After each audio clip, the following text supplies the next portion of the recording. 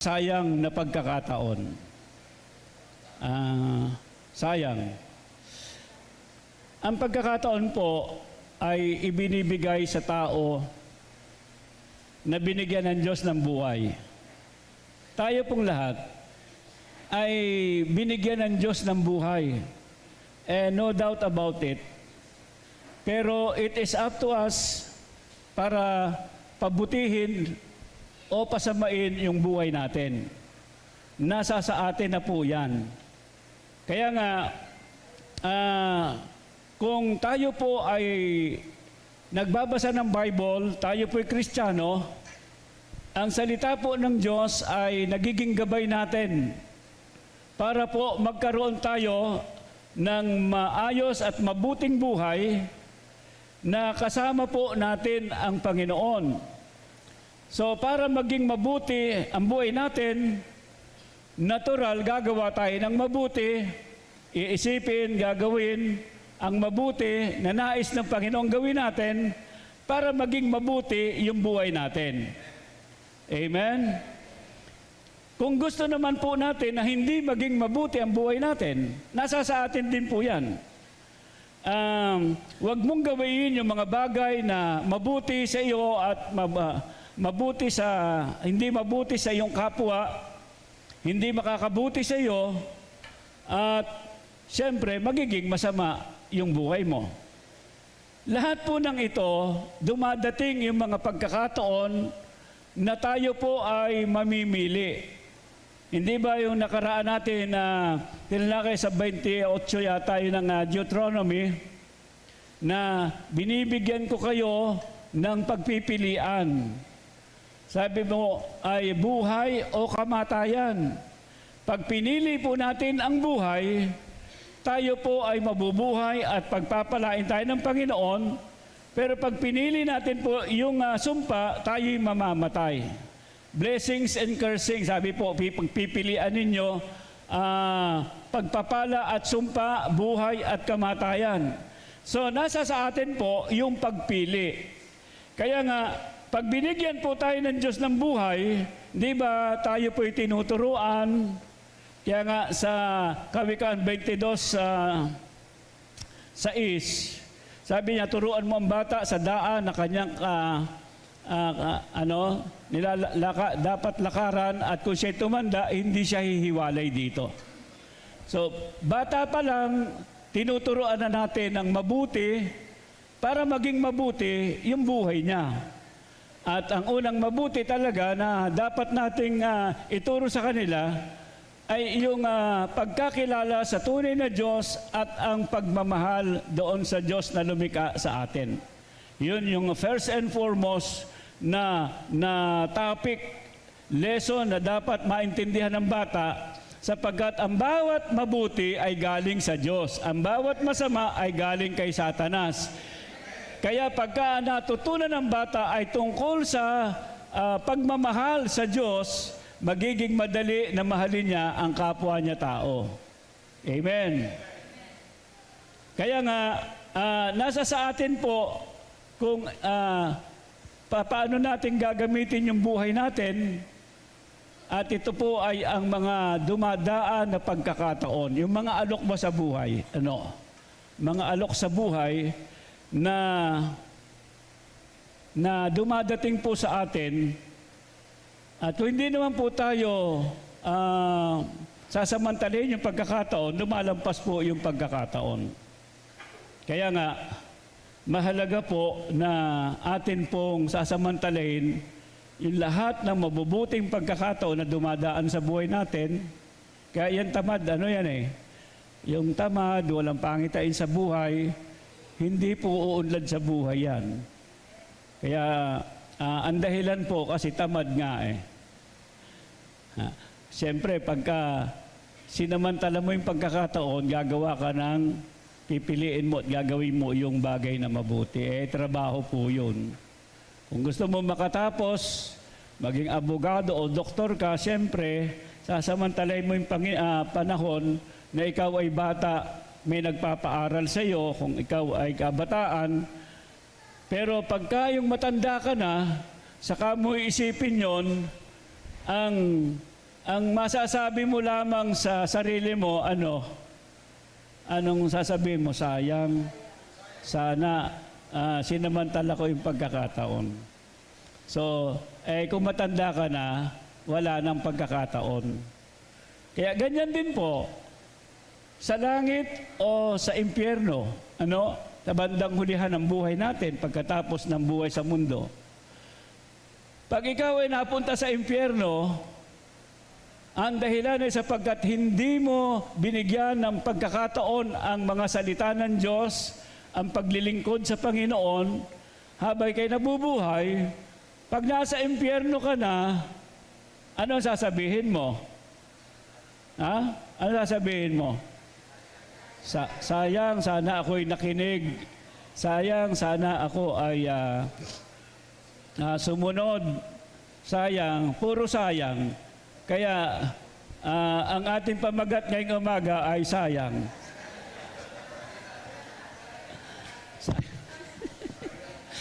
Tanggalin na. Sayang na pagkakataon. Okay, so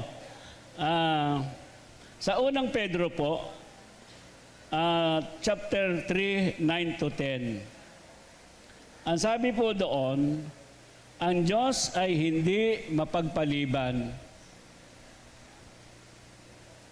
Lagay mo nga dyan, PJ. Andyan ba? Ayun, yung ating pong ay parang matandang tao, ayaw nang magtrabaho ng ayos yung ating monitor. O baka gusto nyo palitan yan, ha? Pagpalain kayo ni Lord. Sabi niya, ang Panginoon ay hindi nagpapabaya sa kanyang pangako gaya ng inaakala ng ilan. Sa halip, nagbibigay siya ng pagkakataon sa lahat sapagkat hindi niya nais na may mapahamak kung hindi ang lahat ay makapagsisi at tumalikod sa kasalanan. Pansinin niya, binibigyan tayo ang bawat tao ng pagkakataon. Tapos sa verse 10, darating, ngunit ang araw ng Panginoon ay darating tulad sa isang magnanakaw. Sa araw na yon, ang kalangitan ay biglang mawawala, kasabay ng isang malakas na ugong. Matutupok ang araw, buwan at mga bituin, ang mundo at lahat ng mga bagay na naririto mawawala. Ito po ang dahilan kasi nga, ang lahat ay magtatapos. Pati ang kasaysayan ng mundo, magtatapos po yan. At ang katapusan po ng mundo, ang katapusan ng buhay, ay simula naman po yan ng isang panibago. At hindi po natin pwedeng itanggihan sapagkat ang katunayan po niyan, tayong lahat ay mamamatay. Tatanda tayo, mamamatay tayo. Kahit anong kalagayan mo sa kasalukuyan, mayaman, mahirap ka, tatanda tayo. At eventually po, talagang matitigok tayo. At pagkatapos po niyan, hindi pa tapos. Natapos lang yung unang yugto ng buhay mo. At yung pong unang yugto ng buhay ay paghahanda para po doon sa kabilang buhay. So, nang ipanganak tayo ng Panginoon, nang bigyan tayo ng Diyos ng buhay, nang tayo po ipanganak, yun po ay simula ng unang yugto ng buhay natin. Para ano? Para po maghanda naman tayo para doon sa pangalawang yugto pagkatapos ng kamatayan. Doon sa kabilang buhay, kasama ang Panginoon, magpakailan paman. Pero sad to say po, ang maraming mga tao hindi naintindihan ang kahalagahan niyan. Na ang Diyos ay nagtatagal pa sa kanyang pagbabalik, hindi pa niya ginugunaw ang mundo, ang dahilan sapagkat ang sabi po dyan, binibigyan niya ng pagkakataon ang bawat isa na makapanumbalik. Lagay mo nga sa 9. Sabi niya, sa halip nagbibigay siya ng pagkakataon sa lahat sapagkat hindi niya nais na may mapahamak. Kaya nga, hindi po niya nais na may mga taong pupunta sa impyerno sapagkat hindi po magandang buhay. Yung sa impyerno, ang Diyos po ang lumikha sa atin Nilikha tayo para maglingkod sa Panginoon, kasamahin ng Panginoon. Pero pag hindi po nakita yan ng tao, ay hindi po siya angkop na kasamahin ng Diyos sa kabilang buhay. Kaya sa panahon po ng buhay natin, sa mga taon hanggang tayo po'y mamatay, ibinibigay po yan na pagkakataon ng Panginoon para iayos natin ang layunin ng buhay natin ayon doon sa itinakda ng Panginoon, doon sa disenyo ng Diyos. At ito po ay yung maglingkod sa Kanya para tayo makasama niya sa kabilang buhay. Amen. Kaya nga, siyempre, tayo naman po, minsan ay natatakot tayong pag-usapan yung kamatayan. Marami po mga ganyan tao na natatakot pag-usapan yung kamatayan. Mas mabuti na harapin mo yung totoo na tayo lahat ay pupunta doon. Ngayon, pagka itinanggi mo mamamatay ka, hindi ka maghahanda. At hindi mo gagamitin ang pagkakataon mo sa buhay na maglingkod ka sa Diyos. Kaya nga, ito po ang unang halimbawa, Ang unang halimbawa ng mga tao na binigyan ng pagkakataon sa Bible ay sa Gawa una sa 24:27. Ito po ay si Haring Agripa. Siya ang successor ni Herodes the first. Kaya siya po ang kahuli-hulihang naging hari ng Hudiya. At dito po, sa kwentong ito, basahin natin yung 24 hanggang 27. Si Haring Agripa muntik nang maging Kristiyano. Pinadala sa kanya ang mga pagkakataon na marinig niya ang tungkol sa pagkabuhay na maguli at tungkol sa sa ating Panginoong Hesus. Pero ito po ang nangyari, sabi niya. Makaraan ng ilang araw, dumating si Felix kasama ang asawa niyang si Drusilla na isang Hudyo. Ipinatawag niya si Pablo at pinakinggan ang sinasabi nito tungkol sa pananalig kay Kristo Jesus. Ngunit nang magpatuloy si Pablo sa pagsasalita tungkol sa pagiging matuwid, pagpipigil sa sarili at sa darating na paghuhukom, natakot si Felix at sinabi niya, makakaalis ka na, ipatatawag kitang muli kapag may panahon na ako. Abay, mali pala yun. 24 PJ eh. 24. Baligtad ang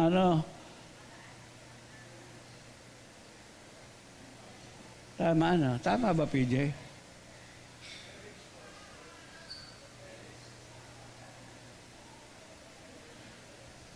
So, nag-aano po yan, doon sa 26, Teka po, titingnan ko lang Medyo nagulo si PJ eh.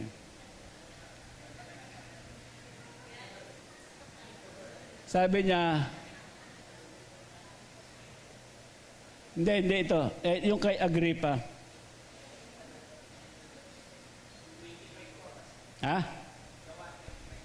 Sa 25. Teka, sorry. Medyo naiba yung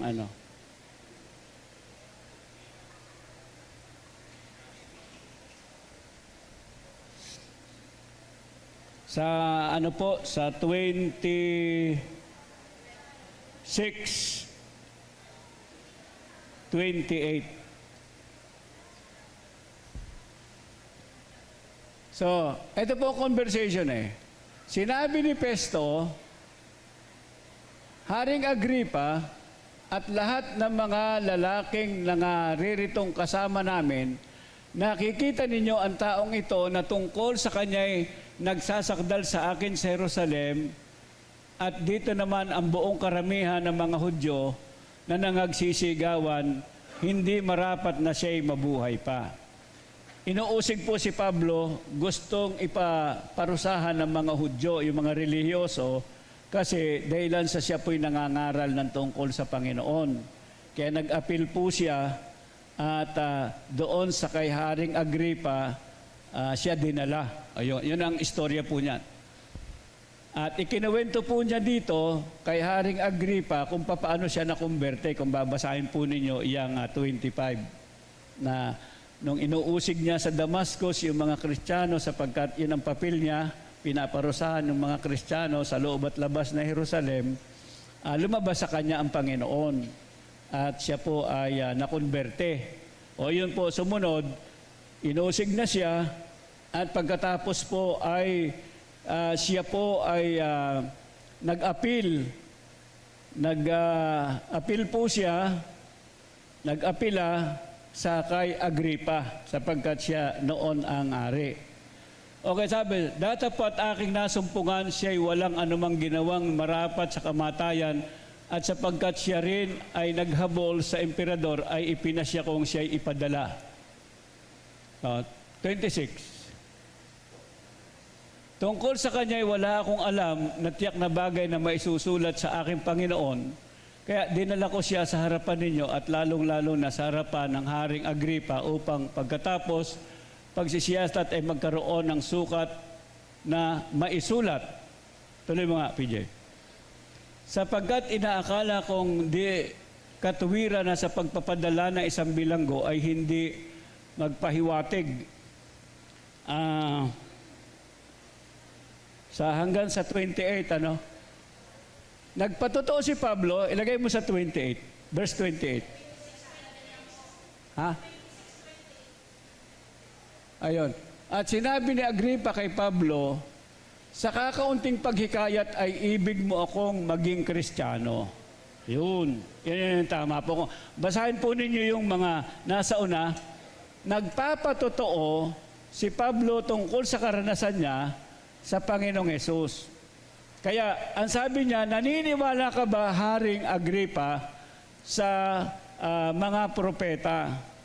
Na ibig niya sabihin, si Jesucristo ang katuparan ng mga sinasabi ng mga propeta at ng pagkabuhay na mag-uli. So, politiko po ito.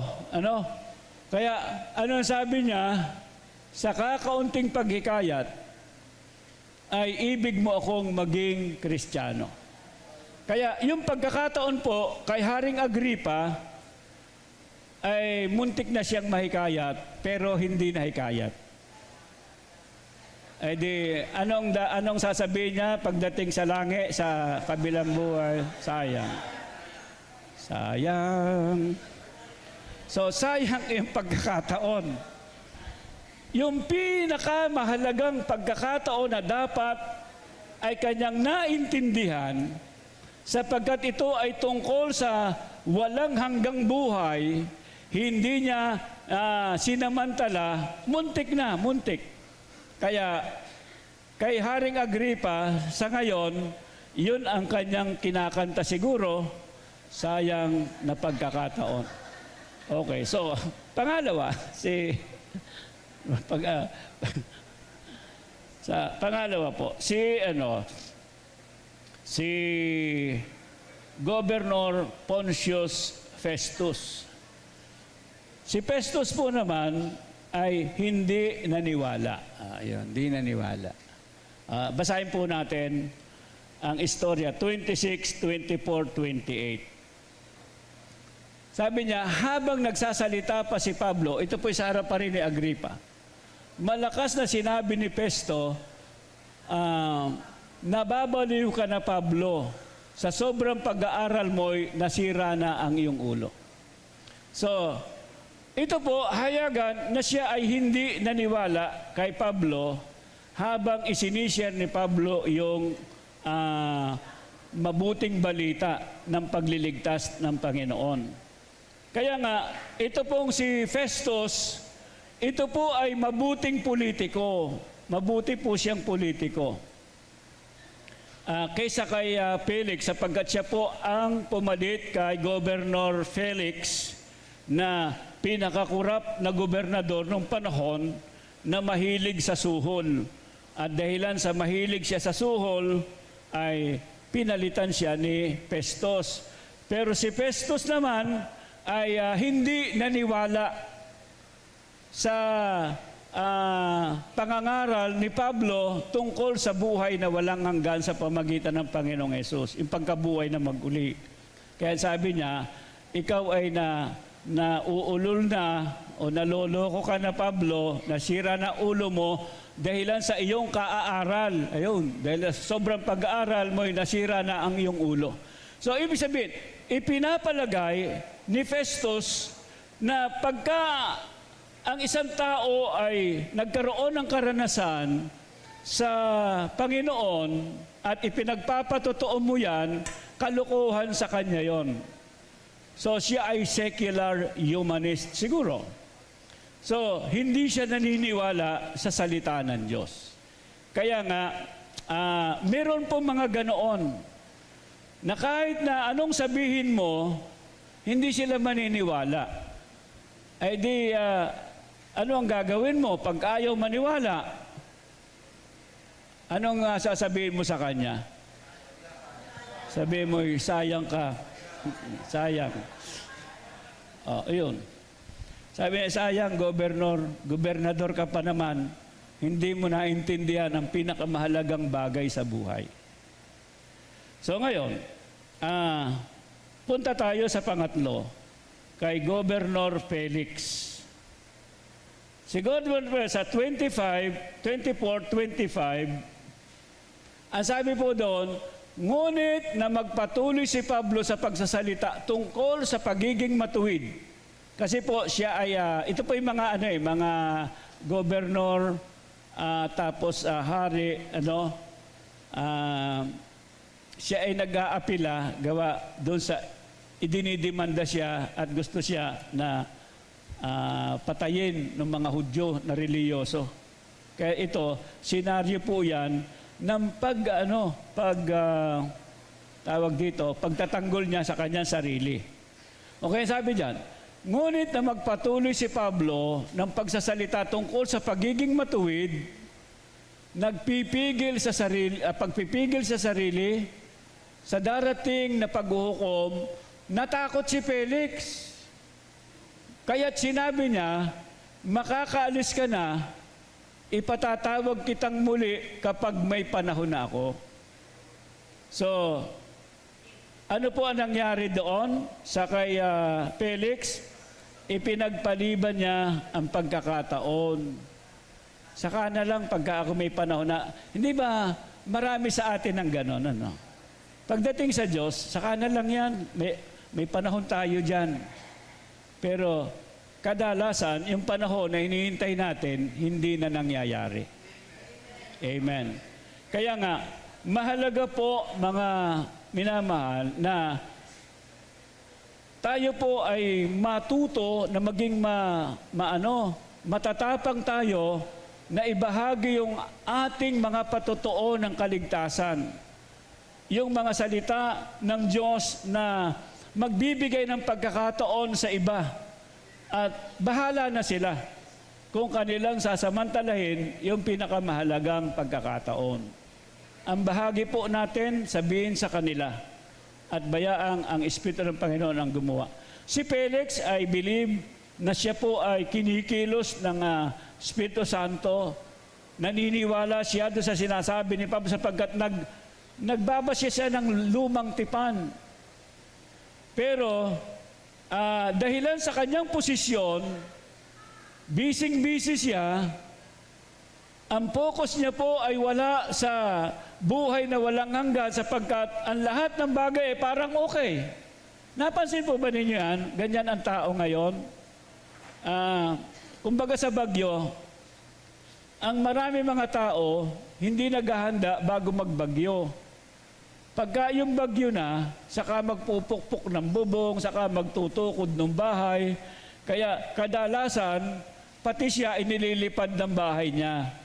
O, ayun, kasi nga, sa panahon ng malakas ng hangin, sa kakaakit sa bubong, liliparin ka ng hangin. Kaya dapat, bago ang bagyo, sabihin mo sa iyong katabi, bago ang bagyo, maganda ka na. Kaya ito, sinasabi yan ng Panginoon, bago dumating yung hindi natin maiiwasan, na ano, pagbabalik ng Panginoon, katapusan ng mundo, maghanda na tayo. Amen. Kung kailan yung bagyo, sa panahon ni Noe, ano? Sa panahon ni Noe, anong sabi rin sa 24, 37 yata yun, ng Mateo, verse 37, 35, 37, sila'y kumakain, umiinom, nag-aasawa, pinag-aasawa, nagsasaya sila. Pero sinasabihan sila ni Noe tungkol sa mangyayaring galit ng Diyos na darating ang paggunaw. Kung mo siguro, maraming pera, maraming panahon para magsaya sa buhay.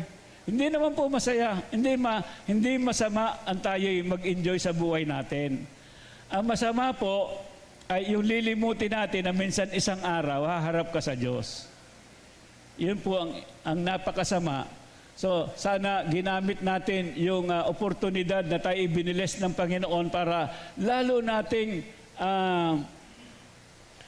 gamitin ang buhay natin para sa walang hanggan. Mag-ipon ng kayamanan sa walang hanggan. Pero, dahilan sa walang problema, maraming pera, kahit anong gawin, parang magagawa nila, hindi nila nadama na kailangan nila ang Diyos sa buhay nila. Kaya pagdating ng panahon, sabi nga sa Ezekiel, pati mga pilak at ginto nila, itatapon na nila sa daan sapagkat wala nang magagawa ito sa kanila. Pagdating po na ang tao ay mamamatay na, pagdating na ang tao ay haharap na sa hukuman ng Diyos, wala na, kukwentahin mo ba nasa bangko mong pera? Walang kwenta yan. Ang mahalaga, yung iyong buhay na ginugol sa Panginoon. Ang magiging mahalaga ay yung Lord, sa iyong mga kamay, iniahabiling kong kaluluwa ko. Ako'y marami ng mga patay na namatay na nalagutan ng hinga, ako'y nasa tabi. Wala ako nakita na nagbilin tungkol sa pera nila. Ang lahat ng sinasabi niya, hawak na maigpit yung kamay ko, sabi niya, Pastor, ipanalangin mo po ako na ako'y sa Panginoon ang sumundo sa akin. Yun. Sabi ko, talaga siya susundo sa iyo. Kaya nga, kasi sabi ng Panginoon niya, ikaw ay anak ng Diyos, naglingkod ka sa Panginoon. Pero ang punto po, kay mananampalataya, kay hindi mananampalataya, hindi na pera ang pinag-uusapan pagka mamamatay na. Kaya ibig sabihin, sa bandang hulihan, Diyos pa rin ang magiging mahalaga. Kaya lang, ang sabi nga doon sa Kawikaan 1, ay aming tinalakay kahapon, Kawikaan 1:21 ba yun? Sabi niya, sa 28 ng Kawikaan, tinan po niya sabi rito. Sa 1. Sabi rito, 24.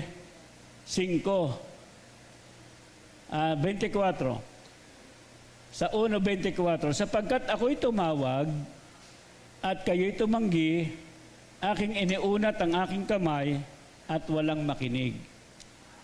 Kundi inyong iniuwi sa wala ang buo kong payo at hindi ninyo inibig ang aking saway. At ang sabi diyan, ako naman ay tatawa sa kaarawan ng inyong kasakunaan.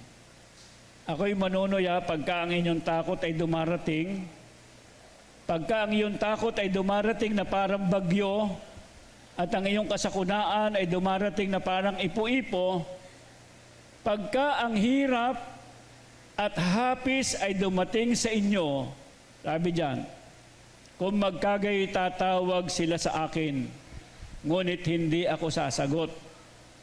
Hahanapin nila akong masikap, ngunit hindi nila ako masusumpungan. Pansinin po ninyo yan. Ha? Sa panahon ng hirap, sa panahon ng problema, sa panahon na mamamatay ka na, parang ganoon, sa kakakailanganin mo ang Diyos, sabi niya, sa panahon ng hirap, tatawag sila sa akin, hindi na ako sasagot. Hahanapin nila akong masikap sa 28, ngunit hindi nila ako masusumpungan. Kaya ano ang dapat nating gawin? Sabi ko nga, lagi sinasabi, ako'y naniniwala sa pagsisisi bago malagutan ng hininga. Kasi may grace naman po ang Panginoon. Pero ayaw ko pong pagtiwalaan yon. So kasi yung iba saka na lang, pastor, pagka malapit na. O saka na lang. So, kaya yung iba talaga inire-reserva yung pagsisisi bago sila mamatay. Kaya ipinatatawag, kung sino man pwedeng ipatawag nila, nagpapapanalangin. Mabuti kung ganun. Paano kung mamatay ka ng tulog? Hindi ka na nakapagsisi. Paano kung bigla kang ma-aksidente dyan?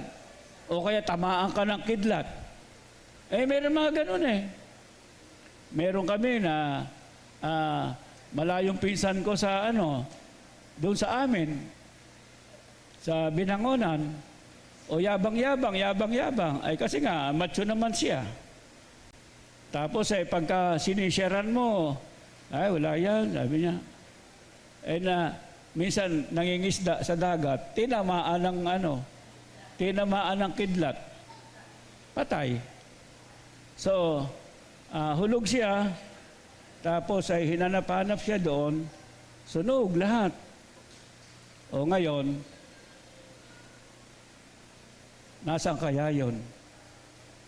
Ano sinasabi ngayon? Sayang. Sayang. Sayang. Kaya sabi, hanggat malakas tayo, hanggat may panahon tayo, hanggat bata tayo, sana, pero kahit na matanda, hanggat may panahon tayo, huwag natin sayangin ang pagkakataon. Amen. Hallelujah. So, ang sabi sa Isaiah 55,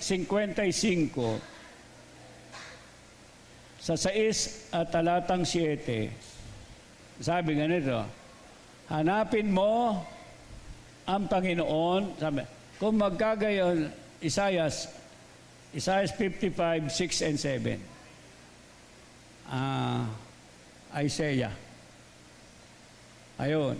Sabi niya, inyong hanapin ang Panginoon samantalang siya'y masusumpungan, magsitawag kayo sa Kanya samantalang siya'y malapit.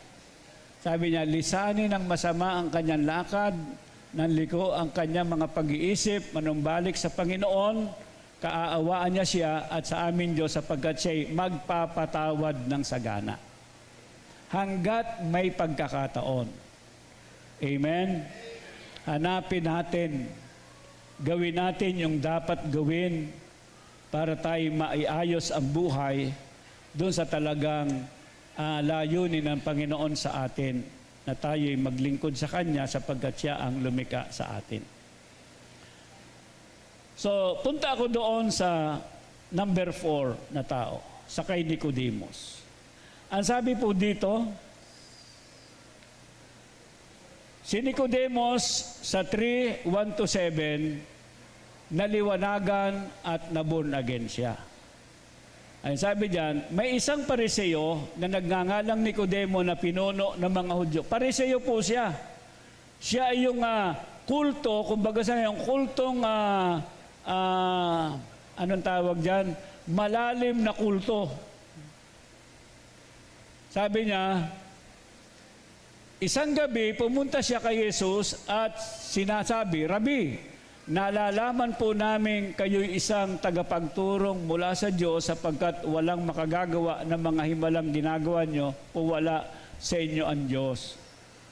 Sabi doon, sumagot si Jesus, tandaan mo, ang sinasabi kong ito, maliban ng ipanganak, na muli ang isang tao, hindi niya makikita ang paghahari ng Diyos. Paanong maipapanganak pang muli ang isang tao na matanda na? Tingnan ninyo yung katabi. Paano daw ipapanganak yung isang tao matanda na?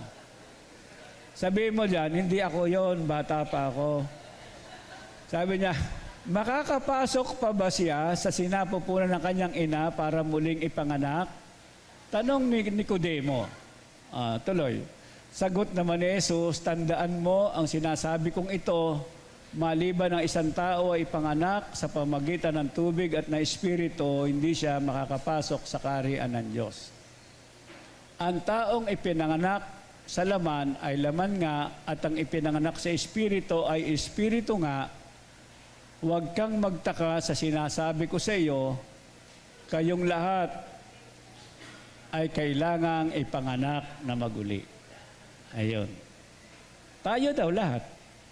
Ang laman, ang ipinanganak laman ay laman nga. Yung po, yung galing kay Adan. Ang ipinanganak na espiritu ay espiritu nga. Yung bagong kapanganakan, galing naman sa Panginoon. Kaya ang tawag po doon born again. Yung DNA natin kay Adan, sa atin pong makatao at makalupang katawan, pinapalitan po ng spiritual na DNA sa atin namang kaluluwa. Iyan naman po ay DNA na galing sa ating Diyos, Ama, sa pamagitan ng Panginoong Jesucristo nang tanggapin natin si Jesus bilang Panginoon, tagapagligtas natin, tinanggap natin yung bagong DNA, yung pagkakakilanlan ng lahi, kung sino ang tatay, nanay niya. So ngayon, pag hindi ka na born again, hindi ka pupunta sa langit sapagkat hindi ka recognize. Hindi ka marirecognize na anak ka ng Diyos. Kaya doon sa Juan 1:12, ang sabi po doon, ang sino mang sa kanya ay tumanggap, sumampalataya, pinagkalooban sila ng karapatan na maging mga anak ng Diyos. Ayun. Ang lahat na sa kanya ay nagsitanggap, ay pinagkalooban niya sila ng karapatan. Pansinin niyo, ang lahat na nagsitanggap, kanino? Sa Panginoong Hesus, ay pinagkalooban sila ng karapatang maging mga anak ng Diyos sa makatidbagay ang mga nagsampalataya sa Kanyang pangalan. Tumanggap, sumampalataya sa Panginoong Hesus, nagiging anak tayo ng Diyos. Ang lahi natin, ang tatay natin, hindi na sinususog kay Adan, kung hindi sa ating Ama sa Langit sa pamagitan ng ating Panginoong Hesus. Amen. Hallelujah. Kaya sabihin mo dyan sa iyong katabi, anak ka ng Diyos. So ngayon, kaya nga dito po sa Juan 9:4, sa atin na mga anak na ng Diyos, ang sabi doon, kailangan gawin ko ang mga gawa niyong nagsugo sa akin samantalang araw, sapagkat dumarating ang gabi, wala ng taong makagagawa. So tayo naman po na anak ng Diyos, hindi din po tayo dapat maging tamad. Kailangan po tayo sumali, gumawa tayo na magkakasama upang gawin yung ipinagagawa ng tatay natin sa langit. At alin po yan? Yan po ay yung go and preach the gospel. Yan po yung sa 16 noong ano nga ba yun? Juan, yung sabi niya, ako ay hindi nyo hinirang, kayo hinirang ko para kayo ay humayo. Sa ano yan? Sa Juan 16. Ha? Ayan. 15:16. Sabi, ako hindi nyo hinirang, ngunit kayo hinirang ko at aking kayong inihalal upang kayo'y magsiyaon. Humayo. Ibig sabihin, mangaral. Pagkatapos, upang kayo'y magsiyaon at magsipagbunga. Ayun, maghikaya tayo. Ipangaral, tapos makahikaya tayo, magbunga. At mag-disciple, manatili ang inyong bunga upang kung ano man inyong hingin sa Ama sa aking pangalan ay maibigay niya sa inyo. So, humayo, magbunga at mag-disciple. Yun po ibig sabihin niyan. Wala pong maniniwala pag walang nagsalita. Walang mahihikayat at wala pong magpapatuloy, walang magpapalago pagka po tayo ay hindi nag-alaga ng mga baguhan. Kaya nga tayo po may mga cell group para po sila ay palaguin natin sa pamilya ng Diyos. Kaya magse-seminar po tayo, tatakda natin ang date nung pag-raise up uli ng mga leader sapagkat medyo po nawawala yung iba at yung mga baguhan na gusto ay atin pong ma-integrate at tayo pong lahat ay mag-level up, lumago. Kaya ang simula po niyan, each one bring one. Bawat isa mag-imbita ng isa. Bawat isa. Kung maikukomit po natin yan sa Panginoon, halimbawa, maikukomit po natin yan, magpipray ka doon sa isa, tapos ay iyong hikayatin sila ng salita ng Diyos. Pagkatapos ay aalagaan mo siya, iimbitahan mo siya. Alam po nyo, isang tao, isang buwan ang madala natin sa Panginoon ay ang langit po ay magkakatuwa. Magagalak ang langit. Sabi niya, the only way na ang langit ay magalak pagka po mayroong mga nagsisisi, nagbabalik sa loob sa Panginoon. Sa 15 ng Lucas, nagagalak ang mga anghel sa pagbabalik loob ng isa. Kaya kung gusto natin na maging masaya ang buhay natin at tayo po ay talagang i-bless ng Panginoon, itong covenant to, pag tayo po ay humayo ng hikayat, tapos nag-disciple tayo, ano po ang mangyayari? Antipan sabi niya, hingin ninyo sa Ama ang anuman sa aking pangalan at ibibigay sa atin. Ang ibig sabihin, pagpapalain po tayo, hindi tayo maghihirap. Amen. Hallelujah. Okay, palapakan po natin ang Panginoon. Anong dahilan? Pag pinasaya mo langit. Kaya nga, pag namatay ang iyong mahal sa buhay, pag namatay ang iyong kaibigan, na lagi mong nakakasalamuha at hindi mo nabahaginan sila ng salita ng Diyos, hindi mo sila naimbita man lang para makinig dito sa simbahan, pag siya'y namatay, anong sasabihin natin? Sayang. Sayang, sabi niya. Sana ay nasirang ko siya ng salita ng Diyos. Kaya sayang na sayang. Kaya nga sa Galatia huling talata, ang sabi po ay ganito. Sa 6, 9 at talatang 10. Galatians chapter 6. Kaya't huwag tayong mapagod sa paggawa ng mabuti, sapagkat pagdating ng takdang panahon, tayo ay aani kung hindi tayo susuko. So, ang mabuti po ay laging ibinibigay sa atin para tayo magkaroon ng pagkakataon na umani tayo. Lahat ng mabuting magagawa ninyo sa Panginoon, sa gawain ng Panginoon, gawin po ninyo at yan ay pagkakataon. Amen? Para tayo i-bless. Pagkatapos sa verse 10, ang sabi po niya ay, kaya nga, sa bawat pagkakataon ay gumawa tayo ng mabuti sa lahat, lalo na sa mga kapatid natin sa pananampalataya.